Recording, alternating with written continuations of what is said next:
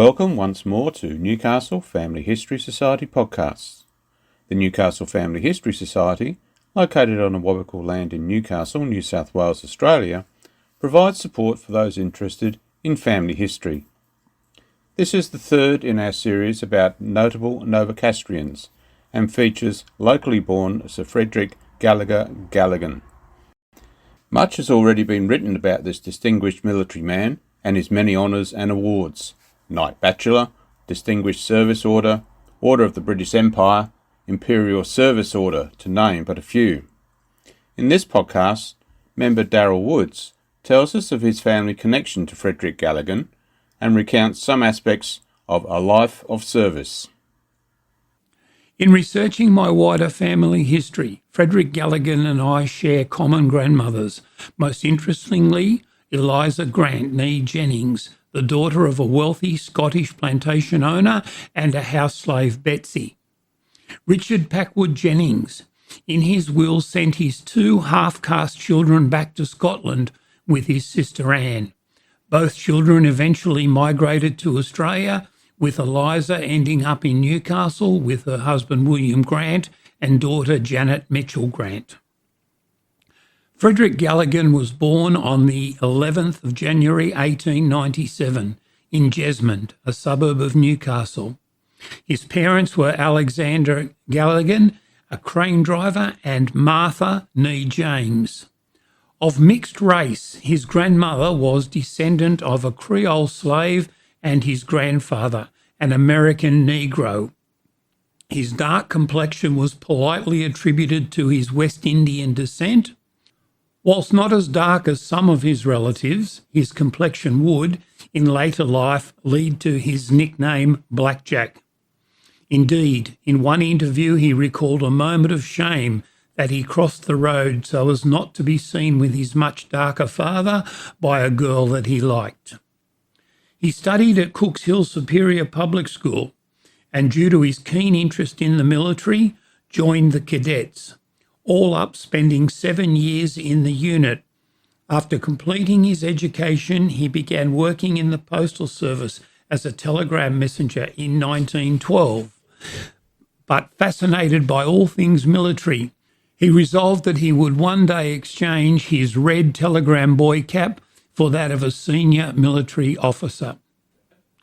When World War I broke out, Frederick Galleghan enlisted on the 20th of January 1916 and was assigned to the 34th Battalion.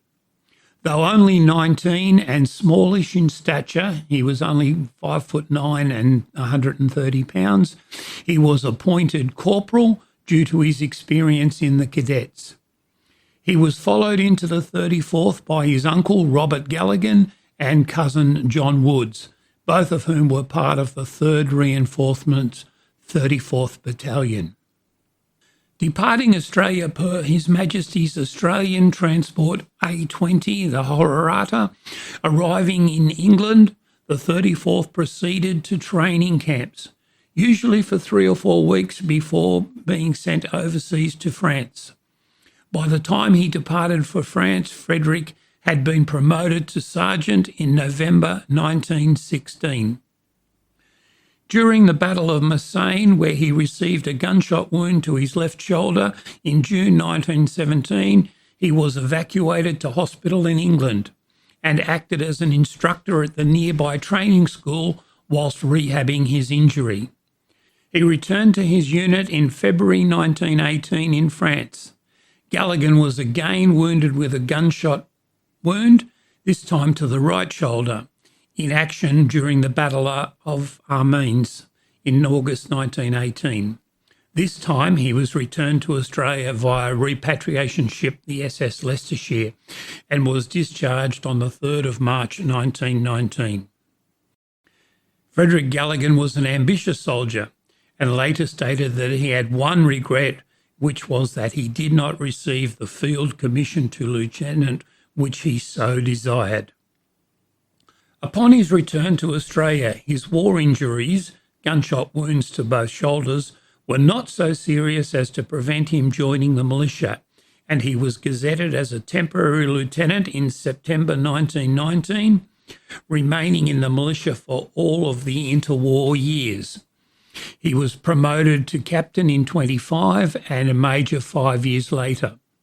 By 1932, he was a lieutenant colonel and was commander of the 2nd 41st Battalion, an Australian Army Reserve unit. 4 years later, he was awarded the Efficiency Decoration for his service with the militia. Newcastle's own 35th Battalion was re-raised as the 2nd 35th Militia Unit, which he commanded. The 2nd 35th was subsequently re-raised in its own right upon the outbreak of World War II. He also commanded the reformed militia unit known as the 17th Battalion, North Sydney Regiment, till 1940.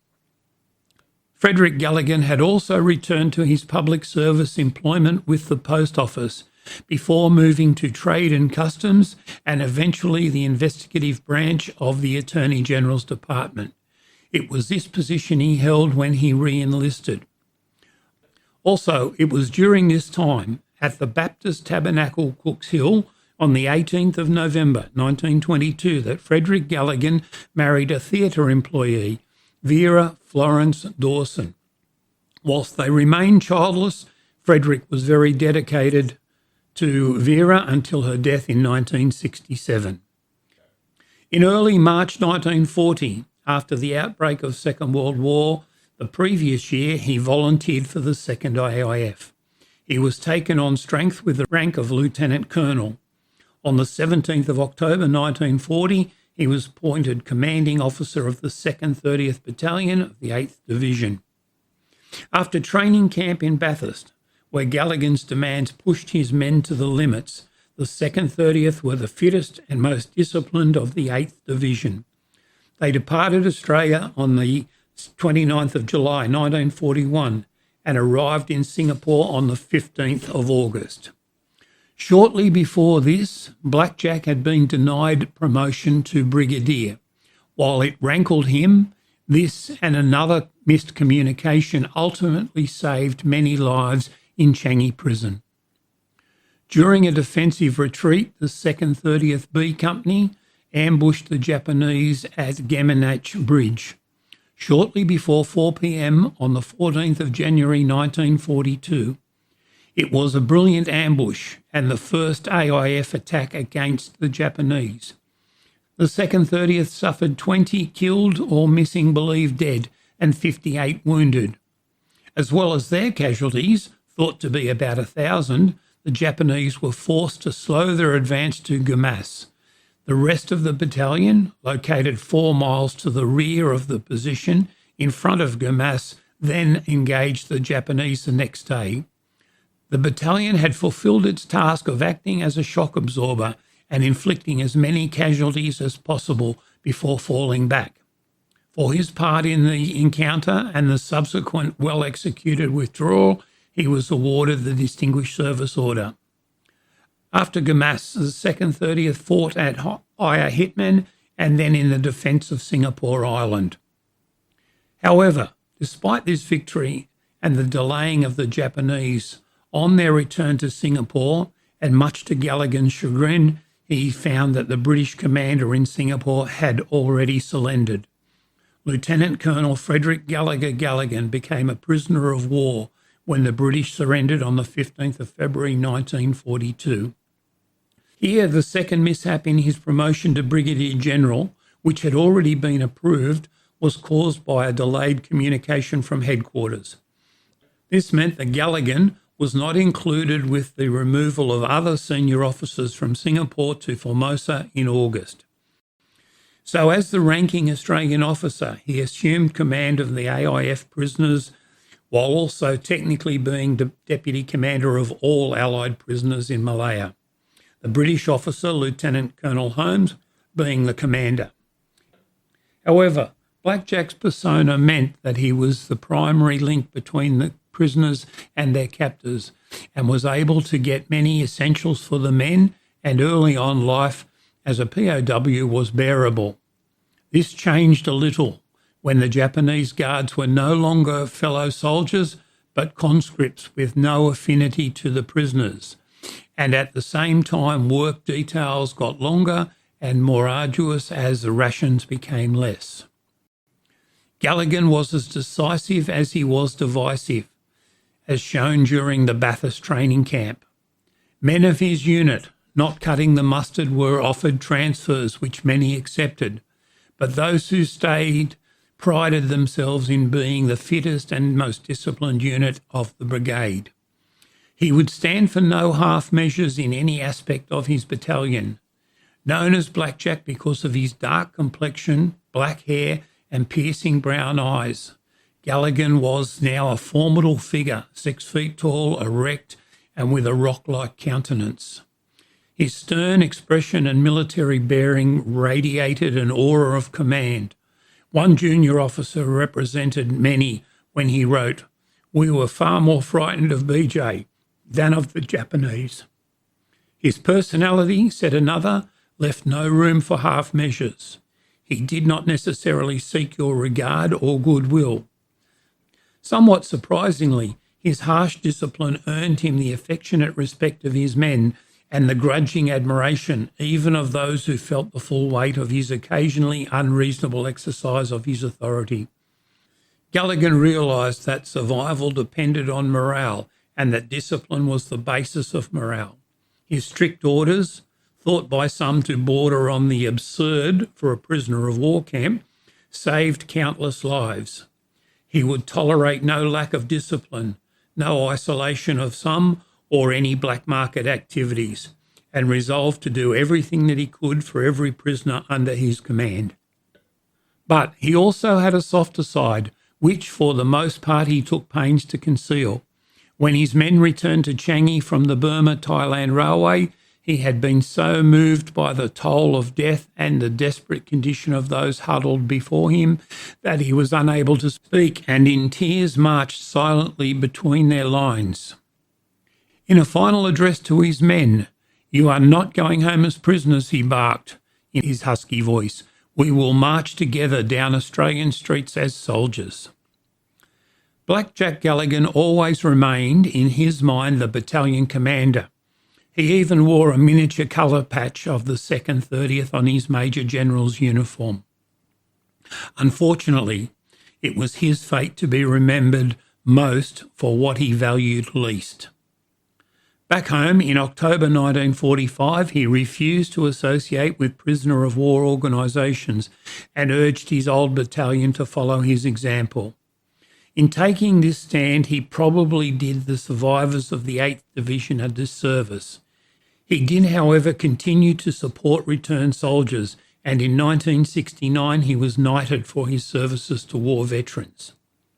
Mentioned in dispatches, Galleghan was promoted to colonel and temporary brigadier in 1942, before he transferred to the retired list on the 3rd of January 1946.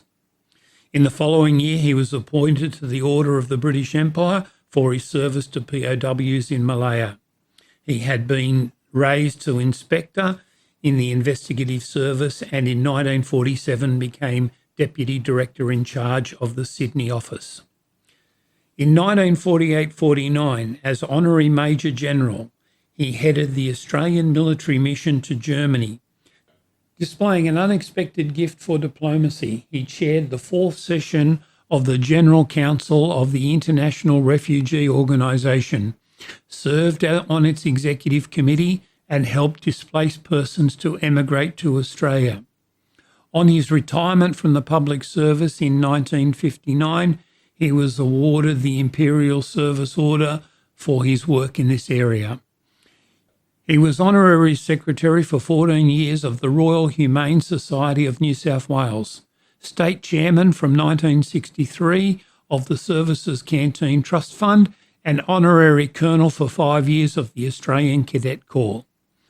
On the 8th of December 1969, at St Clement's Anglican Church, Mossman, he married a widow and State Commander of the Voluntary Aid Service Corps, Persia Elspeth Porter, née Blakelock. Sir Frederick's old soldiers showed their pleasure by calling him the Shah of Persia. Survived by his wife, he died on the 20th of April 1971 at his Mossman home and was cremated with Anglican rites. In a strange twist, I was much closer than the usual 6 degrees of separation to Frederick Galleghan, and while I never met him, I had 2 friends who had been in Changi prison with him. After having read his biography, it is impossible not to be in awe of such a figure in history, particularly knowing he sits on my family tree. Thanks, Daryl, and we hope you enjoyed hearing about Sir Frederick Gallegher Galleghan. There are more interesting stories about notable Novocastrians to be heard in this series, so make sure you stay tuned to Newcastle Family History Society podcasts.